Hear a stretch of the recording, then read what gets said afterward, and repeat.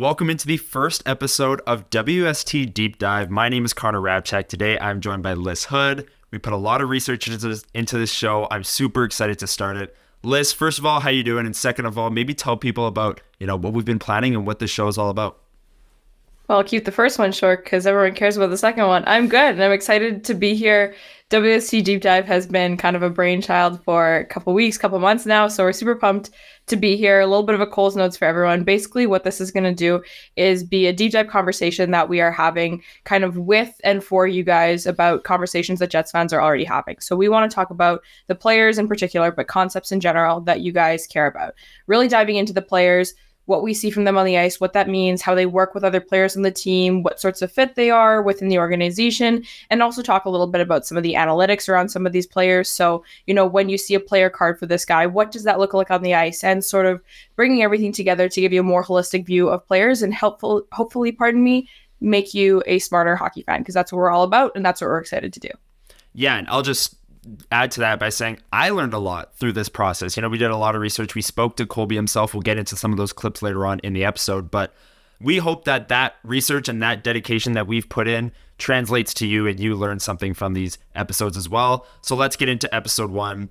And the first player that we are going to be talking about, I brought it up earlier, Colby Barlow. He's from Orillia, Ontario, Canada. He's a left winger, 6'1", 194 pounds, was the 18th overall pick in the 2023 NHL draft, drafted by the Winnipeg Jets. He's 19 years old. He's played the last couple seasons with the Owen Sound Attack. He's been the captain of that team. And last season, played a few games down the stretch, practiced with the Manitoba Moose after signing his entry-level contract. This upcoming year, it is either Jets or juniors for Colby Barlow. He can't go back to the Manitoba Moose until his season wraps up with the Owen Sound Attack, assuming he's going to be going back to junior. But that's who we're going to be covering today. And the first strength that we're going to talk about today is Colby Barlow's shot. This was kind of the selling factor, the biggest thing coming out of the draft, his biggest strength, and it remains true to this day. Lyss, I'll let you go ahead first. What did you see when watching the film, watching the highlights on Colby Barlow and his dynamic release? Yeah, so Colby Barlow is one of those players that was selected in the first round of the NHL draft because as a player, he's pretty complete package. We'll talk about a lot of the different aspects that make him so desirable to organizations, but he also has a very high floor. And when you hear people use terms like high ceiling, high floor, sometimes those terms are kind of ambiguous. You don't really know what they mean. For someone like Colby Barlow, he has a really fantastic shot, and that is something that is fairly consistent. Players who have good shots in the NHL, think about someone like Alex Hrabchak, that as he's aged, his shot isn't something that's fallen off in the same degree as maybe some players who are really physical or they skate really fast. So the shot is a huge selling factor for Colby Barlow, and this is something that's very, very consistent throughout any scouting report you'd read, throughout any game that you'd watch of him. He has a super, super impressive shot. So let's dive right into what that kind of looks like. So here we have a still of Colby Barlow taking a shot. There's kind of a little back forth here we got going on. And you can see in this first picture that we have pulled up, his stick is the one that is closest to his body. He's the player wearing the black jersey here. And you can see he's coming in off the rush. And, having a really good shot is extremely important. And it's important to have a versatile, nice shot, right? So if you're just a player who can only, shoot on a one-timer or you need someone else to make the space for you, your shot is a pretty limited weapon. But this is a really good example of how Colby Barlow is able to take a shot off the rush. Now, if you look at the second picture, you see now the stick is tucked right up at his feet. If you just were to see this picture first, you would think that maybe that far stick on the left is his. That's actually the defender's. The defender is swinging the stick because he thinks he has a little bit of space. He's trying to push Colby Barlow out towards the boards, but Colby Barlow is actually able to tuck that puck in towards his skates. You can see the goalie's ready in full position. This actually ends up in a goal here. He's able to get the puck not only past the defenseman, but past the goalie from the top of the circle from the ring out line here. And that's just so impressive to be able to curl and bring the puck into your feet like that and make those nice shots from such a tight and pressured angle. Yeah, and I honestly, when we were doing the research and you threw these still photos in the doc, I remembered the highlight and I was just shocked that this puck goes in. Like the puck's in his feet. He's at the top of the dots. There's a defender right there. He's using the defender's stick as a screen, beats the goalie over the glove side, and it's one of his nicest highlights, I'll say. And it shows off the release. Colby Barlow said many times or he hasn't said, but people scouting him have said that the shot is a selling factor. It's because he has the ability to drag it into his feet like this. And then we'll talk about other strengths later on in the episode, but This right here, the release, the shot, the wrist shot off the rush in tight spaces, this is his number one asset, I'd say, and it's why the Jets took him in the first round. And let's get into another strength here. I want to bring up his ability to find open space. And here's a clip that we picked up from Dev Camp of Barlow's kind of ability to find open space. You can see him curl around the net in this 2-on-2 drill. Kuzmin looks over his shoulder checks, thinks he has him kind of covered. You know, he's behind the net. You can't really score a goal from back there. Well, nowadays players can, but he curls out and becomes open and shoots the puck, that release that we just mentioned. This is more of a one-timer, so it's a little bit different. The puck's still in his feet, but this ability to kind of find open space, sneak up in high danger areas, I think is a big part of Colby Barlow's game. And when we spoke to him after Dev Camp, we're going to have some clips later on in the episode, so stick around. But he brought up Austin Matthews, and a lot of people maybe would relate that to his release. You know, we just talked about the curl and drag. Matthews has the very famous curl and drag. You know, Connor Bedard has that as well. But he actually brought up Matthews' ability to find open space and do just this from this clip that we got at Dev Camp. His ability to be in the high danger areas and then shoot the puck as soon as he gets it on his stick. And he's watched a lot of Austin Matthews' tape and has learned that from him. Here's what Colby Barlow had to say when we asked him about finding open space after development camp. Obviously, it's, coaches help you with that. You go over video and stuff, but I think it's just kind of the hockey sense of knowing where those kind of holes are and kind of watching them develop as the play goes on down low or up higher or whatever it may be. So I think it's just reading the play beforehand and then kind of executing where that hole is going to be or that space is going to be when when it arises. So when we spoke with Colby, he provided us with that quote. We talked a little bit about, that open space and how you find that kind of open space is really impressive. Everyone in the NHL is looking to find open space, right? If you watch kind of from an ice level, you see all these players moving around. They're so much bigger than you expect them to be at all times. And they're always looking for shooting lanes, clogging up shooting lanes or opening up shooting lanes and all those sorts of things.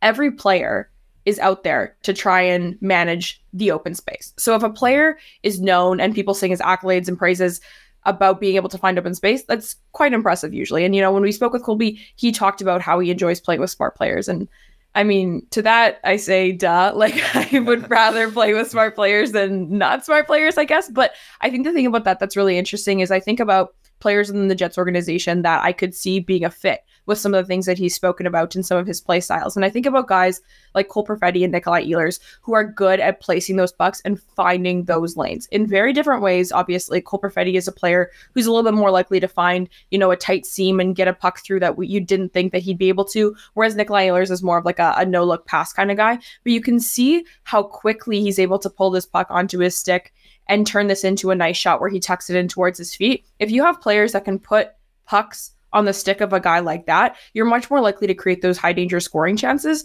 because of his excellence in that area. Yeah, and Nikolai Ehlers, Brad Lambert, it's the speed factor that maybe that's kind of a compatible play style with a player that can find open space, release that shot. And this is another example. I just want to bring it back to the curl and drag. Barlow off the rush. The last one we brought up was a one-on-one scenario, but this one, there's no one really around him. There's not a defender that he has to curl the shot around. But this is still a massive advantage. And I remember Austin Matthews bringing this up when he was coming into the league and everyone was kind of enthralled by the curl and drag. He was saying how not only is it an advantage when you're going around a defender, but one-on-one with the goalie, it's changing the angle ever so slightly. It's not very noticeable, but it's by about a foot. And the biggest thing he brought up was you're shooting from where your eyes are looking. So when your stick is a foot to the left of you, you're not really looking at the angle that you're shooting at. But when you pull the puck into your feet, not only does it change the angle for the goalie, and we know how positionally sound goaltenders are and how they want to be in the correct position every time. You move that puck a foot right before you shoot it, that throws them off. And it gives you an advantage because you're shooting where your eyes are looking and you're able to trust your gut, if that makes sense. And you're able to shoot where the open spot is. And right here, he thought it was glove side and he just missed. He hits the post and it goes wide. But I think there's a lot to this clip. The playstyle compatibility, playing with a fast player, playing off the rush, and then the curl and drag, but not necessarily doing it to get around a defender, just doing it to beat the goalie because it's such an advantage to change the angle, even if it's just a foot. And I find that really impressive and a massive strength in Colby Barlow's game. It's hard to want to criticize a player who is taken as high in the draft as someone like Colby Barlow is. And, he's also a kid. Like, he's 19 years old, I think we mentioned earlier. So when we look into this sort of player and talking about some of the weaknesses, we take everything with a little bit of grain of salt, right? He's playing against junior competition. We haven't seen him at, the big leagues. We know there's a lot that he has to work on. We've seen so many players grow so much in their late teen years and early 20s. But, we want to talk about some of the main weaknesses that I think Jets fans should really watch for this year when they're watching him play with Owen Sound, or if he comes back up to the AHL, and see how he works on growing in these areas. And I think, when we were prepping this episode, we talked about two kind of main areas of weakness that we think are actually quite related. So Connor, to you up, what's kind of the big one that, if you were to talk to a scout or someone who watches the Owen Sound attack, they'd say, this is the weakness of Colby Barlow? And I think the main weakness, you brought it up, you talked... My art skills. Yeah, exactly. Yeah. We got some still photos here to really nail the point home, but Colby Barlow, it's the skating. You read any scouting report, whether it was coming out of the draft or still now, he's adjusting to the AHL at the end of last season and maybe the end of next season, and he's going back to the OHL, presumably. This is the number one thing to watch for, and the number one thing that people have been watching for in his development. And I think it is a weakness. And you talk about the finding open space and the ability to play off the rush offensively. It doesn't really hurt him. Lyss is going to get into a way that it does hurt him, maybe on the defensive end later on in the episode. But here's an example. I mean, he's right there at the bottom of the screen. The guy in red, it's a race to the puck. And this is how it ends up. He just gets beat right to the net. And this is something that he'll need to work on. And he actually acknowledged this in the scrum. He was asked, what's maybe one trait that you're working on heading into next season and want to improve on when you maybe go to the Moose next year, or you're in the training camp battle for an NHL spot the year after? First thing he said was skating. He's working with skating coaches. He's trying to get stronger. He battled some injuries last year as well, so maybe that slowed him down a little bit. But I think he's aware of this. A lot of fans and a lot of scouts are aware of this. But it's something, like you said, he's a prospect. He has lots of time to work on. And I think he's got the frame, he's got the body where he'll be strong enough to become a good skater and an NHL level skater. But I think it's something that is worth noting when talking about Colby Barlow, and something that he can work on going forward. And there's one other weakness, and I brought it up there. They're kind of linked lists. We both kind of noticed this one when we were doing our research. We found some clips at Dev Camp that actually showed it as well. I'll let you lead this one. What is the other weakness that we noticed with Colby Barlow? Oh my gosh, just set me up here, because this is a weakness that I notice in a lot of players that I'm, much more likely to drive home than maybe some other hockey fans. But it's all about the physicality for me. And, this is related to the skating. We can talk extensively about the skating, and we kind of have, when you watch the NHL draft, the same way that you often see as a net positive for players, you see hockey IQ, you see skating as a negative for players. And that is something in and of itself, but it's also a factor that's related to a lot of other things that are going on the ice, and in particular physicality. So we have this clip from Dev Camp, and yes, I can give you the caveat. I can say, yeah, it's only Dev Camp, but it kind of proves the point that we're talking about here. So watch, Colby Barlow is wearing the dark jersey here. He's number 49.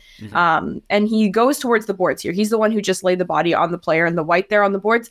And since he's a little bit slower, he is arriving a little bit later to that board, not battle, but to the player on the boards there, right? And you can watch, he finishes this check after the puck has left the player's stick. So he is pulling himself out of position to go finish the check. And because of his foot speed, he's not able to, effectively lay that hit and, use his body in that situation to try and strip the puck away. The puck is already gone. That part is not helpful. And now he's on the off wing in this situation. There's actually a puck being broken up the ice on his own wing, and he's nowhere to be found because he's on the boards finishing that check. So that's something that we see with a lot of players who do lack a little bit in that area of foot speed, that sometimes when they aren't afraid to lay the body like Colby Barlow is, that is a positive, but you find yourself entering more of those physical situations that maybe you don't need to. Maybe it's a judgment call. Maybe it's a situation where your coach needs to tell you, hey, dude, don't run across the ice to go finish a check because you're not going to be able to make it back to your position in time. But either way, as his skating improves, which it will because he's a teenager, and as he gets stronger, this is something that a lot of young NHL players work on and do get better at.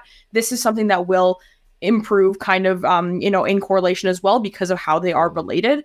But This is something that is important for Winnipeg Jets fans to watch. It'll be interesting to see if this improves as he goes back to junior for another year, because he probably won't be as noticeably slow against some younger, players in his league as well. So this could be a really interesting one to watch for over the course of this year. But it's a good thing that this player is willing and able to be physical, but it's all about making sure you're doing it smartly and at the right times. Yeah, and I think the biggest example of this happening at the NHL level, like if fans want kind of a picture of what that looks like, imagine on the penalty kill, you see the defenseman that's supposed to be kind of net side run to the corner and hit a person, and then tic-tac-toe pucks in the back of the net. Like that's the step behind. And I know that that's like an example that people will know, and this is a lot more subtle, and it is dev camp. But I do think it'll correlate well with the skating when that improves. And like you said, this player is not unwilling to be physical. We've seen him protect pucks in the offensive zone, play well along the boards. That's another like underrated strength I think we didn't bring up earlier on, but it's something that's worth noting, that he is a physical player. It's just knowing when to use it. And I think that's a great point list. And I think that this footage from Dev Camp really drives that point home.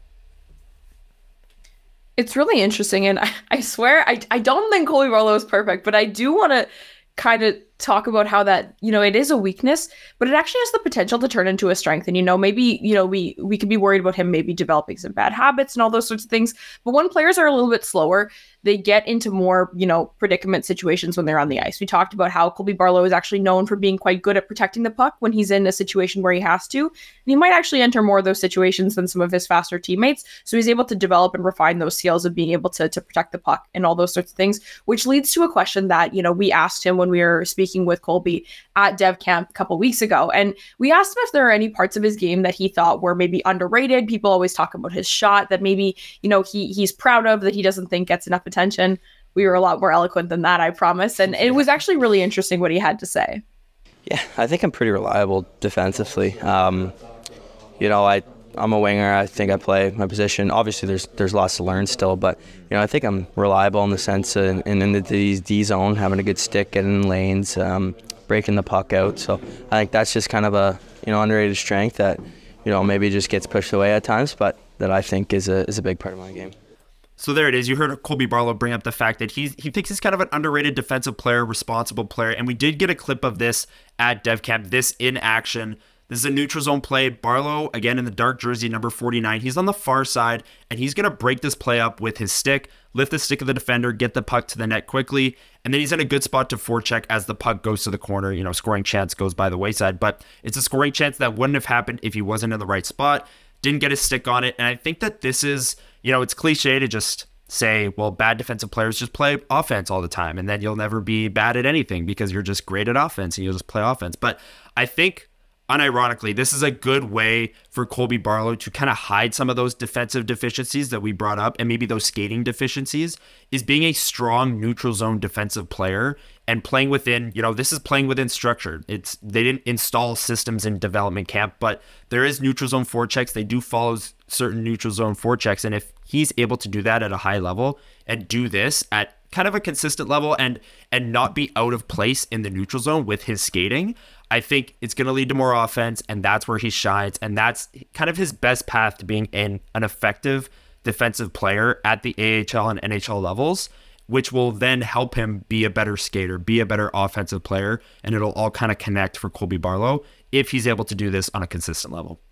So all in all, I think, our clips and our videos, our pictures, the audio that we got kind of gives you a good summary of this player, but we could talk about this player for hours. And, a lot, any player that you watch for as long as we watch this guy, you can do that, right? But I think the biggest thing I want to drive home to kind of finish up this episode to bring up is that he is just a really interesting player. And what I mean by that is I don't think Winnipeg Jets fans have seen a player quite like this in the organization for quite some time, at least not in my recent memory. And what I mean by that is, you think about players who are known as hallmark shooters. That is their best selling feature. That is why people draft them. That is why they get paid the big bucks. You want to buy goals in the NHL. This guy's going to give you goals. We're going to pay him.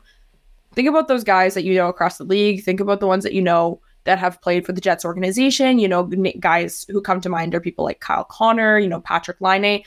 A lot of those players are a little bit weaker defensively. And what defensively means, you'll hear that word get brought up a lot. And I feel like it's not always super self-explanatory. Like, what is the player doing when they don't have the puck on their stick or when the puck isn't on their teammates' sticks?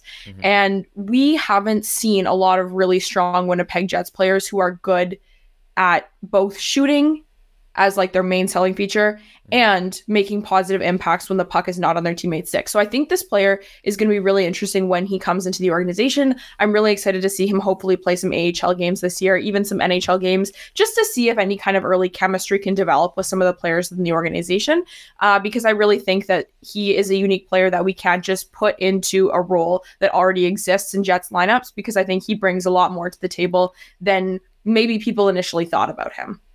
Yeah, and one last thing that I wanted to bring up as kind of a thing to watch for going forward is the playmaking ability. This is something that I kind of noticed on when watching the film with Colby Barlow. Last year, he had 18 assists in 50 games for Owen Sound. The year before that, 33 assists in 59 games. So he played more games, had a lot more assists. But I think the playmaking ability is something that he can really grow in the coming years here. And maybe that'll come with, playing with better teammates in the AHL, playing with a Brad Lambert at the NHL level obviously would help, or a Nikolai Ehlers, that play style compatibility that we mentioned earlier on. But I think that there's a whole nother side of Colby Barlow's game offensively that we haven't seen yet. I think that there's kind of some untapped potential with the playmaking that can add to the physicality, being able to protect pucks and finding open space, and the curl and drag release that we spent a lot of time talking about on this episode. And then you really have a full package offensive player. So that's something that I'm watching for going forward. You mentioned the fact that he's kind of a unique prospect. Jets and the Jets organization, Jets fans and the Jets organization, haven't really seen a player like this, but I'm looking for the playmaking. That's going to be something I'm really watching for as he heads back to junior, presumably next year with the Owen Sound attack. Lyss, this has been an awesome first episode. Is there anything else you want to say on the way out? Thank you everyone for watching. We really appreciate it. We put a lot of work in behind the scenes. Lyss, anything else on the way out? Yeah, I mean, this has been super fun, and I think, we're both super excited to see where this goes from here. I think it goes without saying, we are super interested in what's going on with the Winnipeg Jets and players surrounding the organization. So if there's ever a player that, you in particular want to hear us talk more about, like, we are all ears. We want to talk about all of the players that you guys are interested in. And we also want to keep learning about the guys that we have previously covered in episodes. So, when we find more interesting information about Colby Barlow, we'll be updating our socials with some fun video clips and some fun interviews that we find, because, the research on the player doesn't end here. We want to keep being part of this conversation about this guy and everyone else that we talk about going forward. So make sure you let us know in the comments or on our social media who you want to hear us talk about next, and let us know what sorts of things you find valuable when talking about players. If there's anything about a particular player you want us to dive further into, it's called Deep Dive for a reason. We want to dive right into these players that you guys care so much about, that we care about as well, and help make you smarter Jets fans. Yeah, I'm super excited to carry out this series. This was a super fun episode to put together, both behind the scenes and in front of the scenes. This was a blast. Let us know in the comments below, what's something maybe impressed you about Colby Barlow, or something you agree with the most on this episode. We really appreciate to hear the feedback from you guys, the fans, the passionate fan base, the Winnipeg Sports Talk fans. Thank you, everyone. On the way out, hit the like, the subscribe, and the notification bell so you don't miss videos like this in the future. Have a great couple days, everyone, and stay tuned for episode 2. See you, everyone.